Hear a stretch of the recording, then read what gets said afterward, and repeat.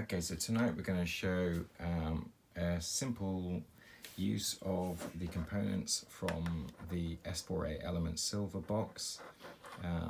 This is the Arduino board, Grove breakout connector, and that's the temperature and humidity sensor that comes in the Swift for Arduino Elements Silver box.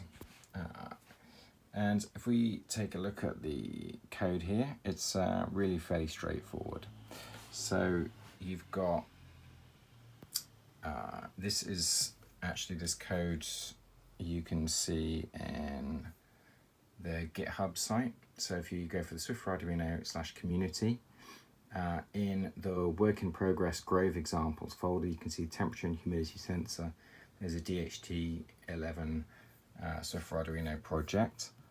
And it's really as simple as it looks. Most of the hard work is done inside this library, which you can add to your project using advanced libraries if you prefer, or here we've just put it in as a tab, which makes it a little bit easier to sort of read it and see what's going on and stuff like that. So you can include this in your project. It's open licensed, MIT licensed.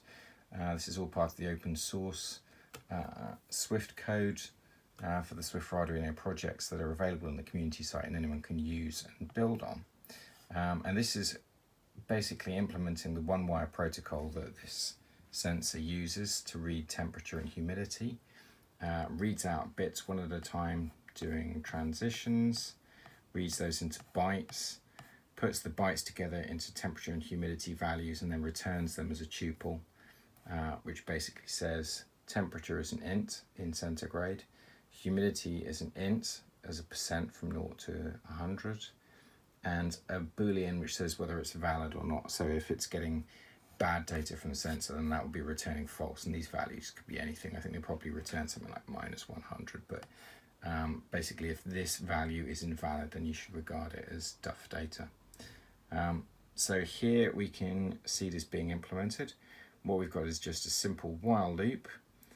We read the values from the DHT11 library function, specifying the pin that we're using to read it from.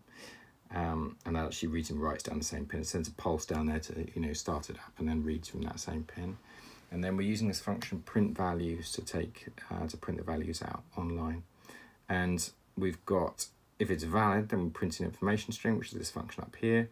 Otherwise we print issue, so we just print a message saying there's a problem or something like that.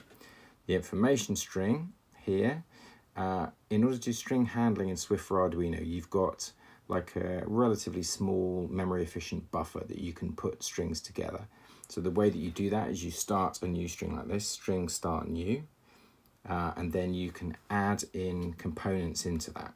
So quite often you'll do something like add in a little bit of hard-coded text, so string add from progmem, and then you've got temp0 here. That would be from, if you look in the strings here, this is originally would have been written in, when you're writing it, you can just put in that string there into your code, and this all gets interned and taken out to the strings folder as per normal. The next thing after that, we're doing an int string on the temperature, putting that in, and putting in the next bit, which is humidity specifier, and then finally humidity, and then you've got at the end of it, you print buffer with string current value. And this is a memory efficient way to put together, memory efficient and safe way to put together a string to compose it from parts. So this is probably a little bit like string interpolation. Maybe in later iterations the product might be able to do that, but this is all safe and under your control. So it means that you can't get into any kind of buffer overruns or any of the sort of things you can get on other platforms where you run out of heap memory. You know that this has a fixed underlying size for the buffer of, I think it's about 100 bytes, something like that, which is normally as much as you would need for most of these things. And it's just all really safe and fast and efficient.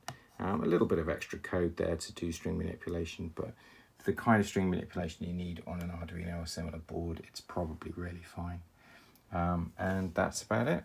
So buy Swift for Arduino at www.swiftforarduino.com. Alternatively, now you can go to our store S4A-Elements.com to buy a pack and get coding with one of these boxes right out the box. We get it delivered to your door. It's got all of the parts in. You can just start building projects and writing Swift on an Arduino platform or an Arduino compatible today. Well, as soon as the post delivers it for you. Okay, thanks very much and good night.